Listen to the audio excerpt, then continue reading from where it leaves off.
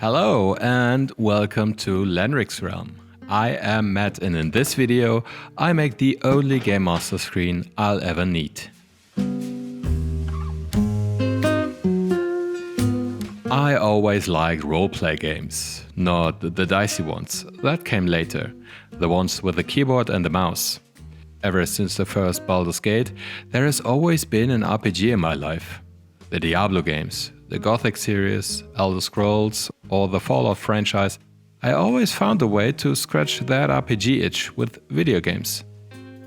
The idea to enter a different world and have perilous but rewarding adventures entices me until today, but in the later years, the video game medium became less and less satisfying and I needed something new.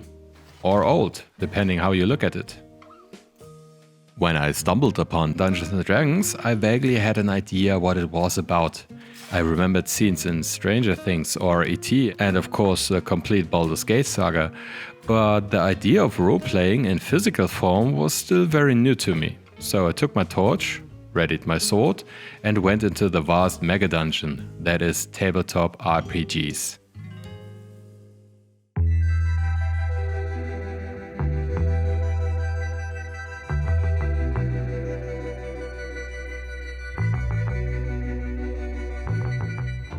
Following that analogy, I never really left the first room, the entrance hall so to speak, which in my case, and probably the case of a vast majority, was Dungeons & Dragons.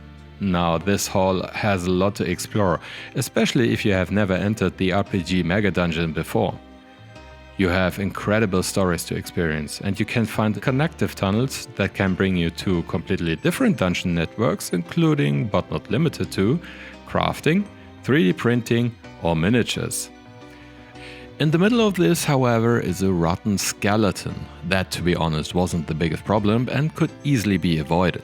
But in the last weeks, it became more active and started to tarnish all the great stuff in this magnificent hall. Watching this, I had to make constant Constitution saving throws, which, to be honest, was a bit repetitive. So to avoid the eventual failed save and the constant desecration of the stuff I enjoyed, I decided to explore more of the dungeon behind this entrance hall, and what I found was much more than I expected.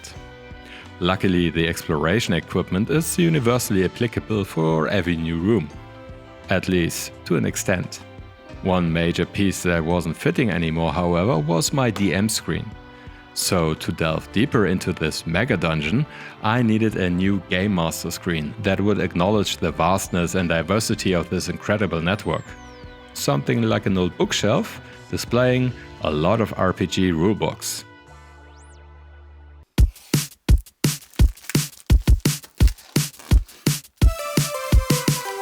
So the first thing I needed was wood.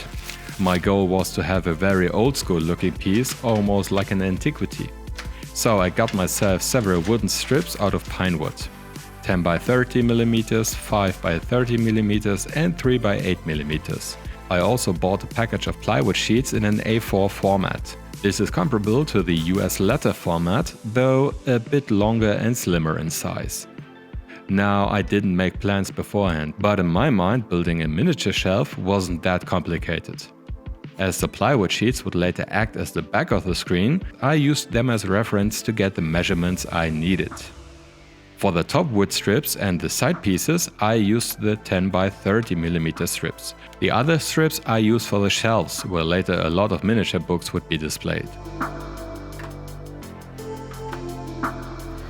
The best thing about this build is that you don't need fancy equipment to make it. All I needed was a simple handsaw and this cheap plastic guide to help me get even cuts.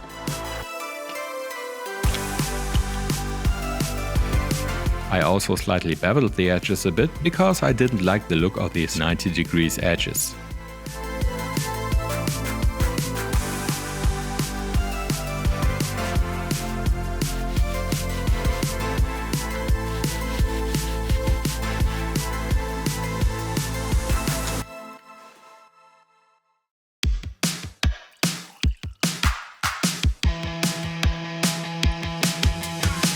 The next step was to add a bit of color to the wood pieces. There are several products out there, and depending on where you live, you'll get a different assortment of staining products. In my opinion, this process, however, is not very complicated. Just make sure you follow the instructions on the bottle. I started watering every piece. Thanks to this, the wood fibers stand up. This somewhat opens up the surface, which lets the stain get deeper into the wood. After all this was dry, I sanded every wood piece with 180 grit sandpaper. This cuts all the standing fibers and gives the wood its smooth surface again.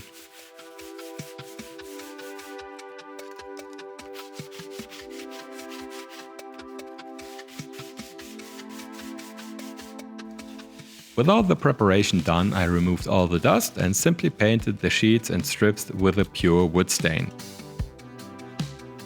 To avoid coffee stain effects, I removed the excess with paper towels.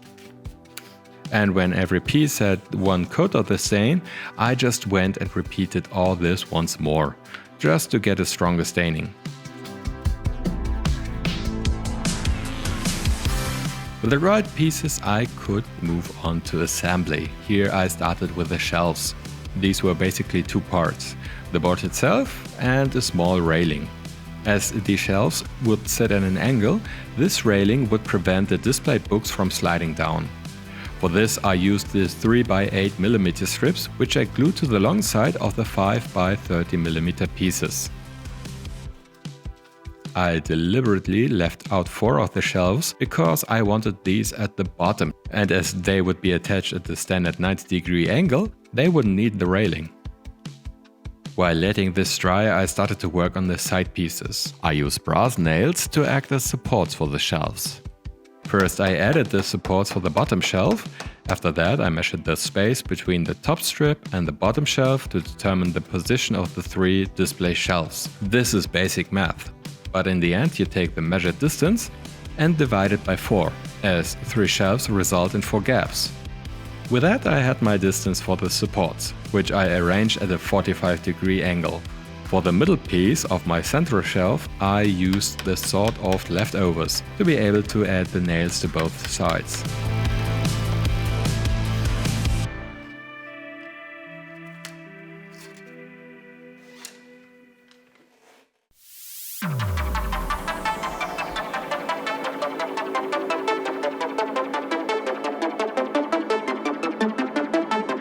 Now I could start to really assemble all the pieces. First I started with the side panels. With the wood glue and the brass nails I attached the top strip and 2 side pieces, while making sure the orientation of the supports was correct.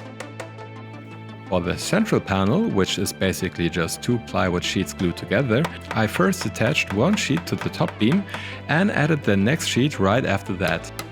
With all the 10x30mm pieces in place, I started to add the shelves starting with the bottom.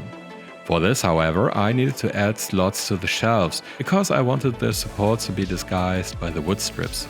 I achieved that simply with my Dremel tool and these drill heads from Green Stuff World. With the bottom piece in place, I covered the resulting gap with remaining 3x8mm strips. At this point I also added the display shelves. As before, I marked the location of the slots with a pencil, carved gaps with my rotary tool and glued them in place. With all the wood pieces in place, I needed to bring them all together. For that I used these brass hinges. First I marked the location with a pencil, about 2 cm from the top or the bottom respectively, and carved an indentation of the shape of the hinges. I planned to have metallic sheets on the GM facing side of the panels, so I needed a somewhat even surface. Before screwing the hinges in place, I used a power drill to pre-drill the holes for the screws. This way you prevent the wood from splitting apart when screwing into it.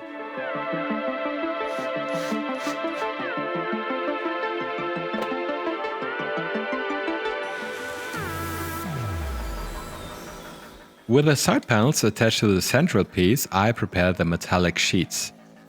These are 1mm thick galvanized steel sheets, which I bought pre-cut to a size slightly smaller than the A4 format. I did that because I want to attach my GM notes with magnets to the screen. It's maybe a little overkill on this part, but I didn't want to play around with magnetic foil, which is sometimes a bit weak in its magnetic bond. A problem I definitely won't come across with these sheets. As I wanted them in a black color, I first tried to prime them simply with my airbrush primer, but I quickly realized that this wouldn't stick to the surface. So I used this paint, which is normally used for metallic parts on the outdoors, like fences. So again, maybe a bit of overkill. I coated the sheets with this paint, let it dry, and went over them a second and a third time. This process took a bit of time as this paint is not as fast drying as your standard acrylic paint. But after waiting for a day or so, I adhered them to their designated places. For this I use construction adhesive. This stuff is strong enough to hold these pretty heavy sheets in place.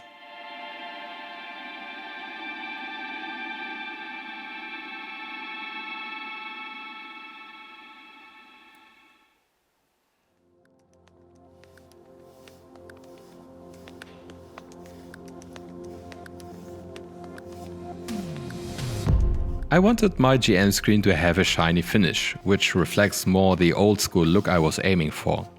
To do that, I first applied a fast dry sanding sealer. Thanks to this coat, the stained wood is completely sealed and gets a smoother surface than without. After a bit of drying time, I went over the piece again with sandpaper. At this point I varnished the whole screen, except the metal parts, with this lacquer to give the screen its final look.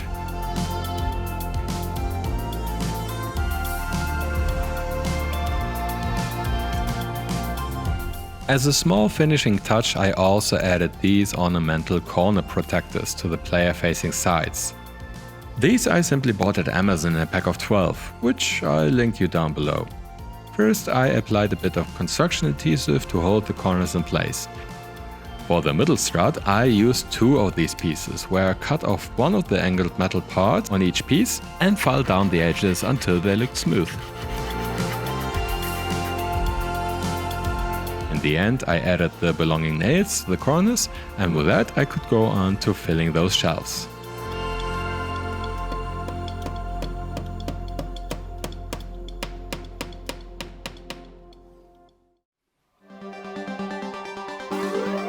As I already said, I wanted to celebrate the history and diversity of roleplay games with this project. So I started to collect a lot of RPGs by asking around with my Instagram and Twitter profiles, in Facebook groups, and ultimately here on my community page.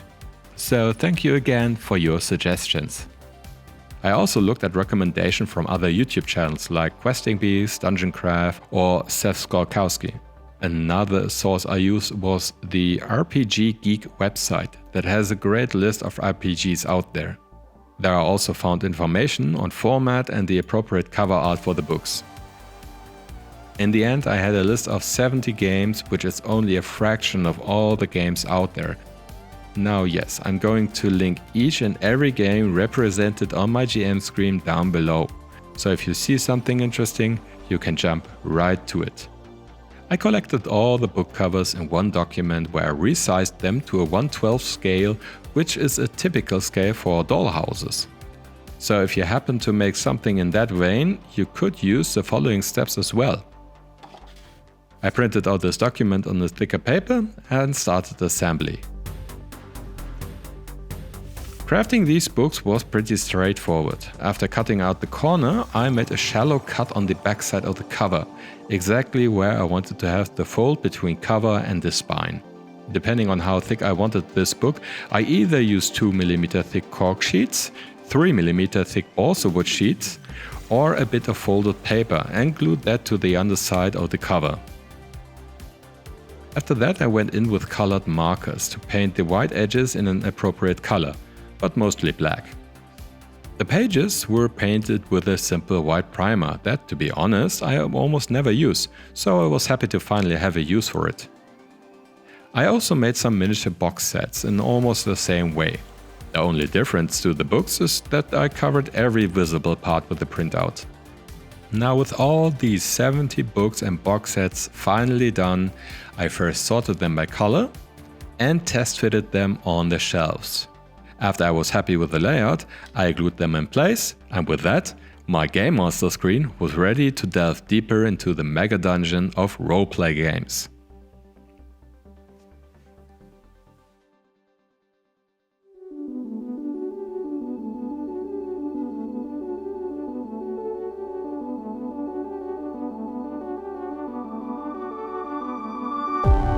This was again an incredibly fulfilling project. I adore roleplay games and I'm so happy I finally could make something to celebrate this hobby. Especially as the news surrounding it was pretty sad in the last couple of weeks. Hopefully this video also serves you as a reminder that the hobby is not just D&D, but so much more. This project opened my eyes even more and now I'm so excited to try out new games, new rules, and maybe, just maybe, start to hack up 1 or 2 rule sets to make them my own. Thank you for watching and please, if you liked this video, leave a like, a comment or why not both. Also subscribe to the channel and ring the bell to never miss a new video again. I hope to see you in the next one and until then, farewell fellow adventurers.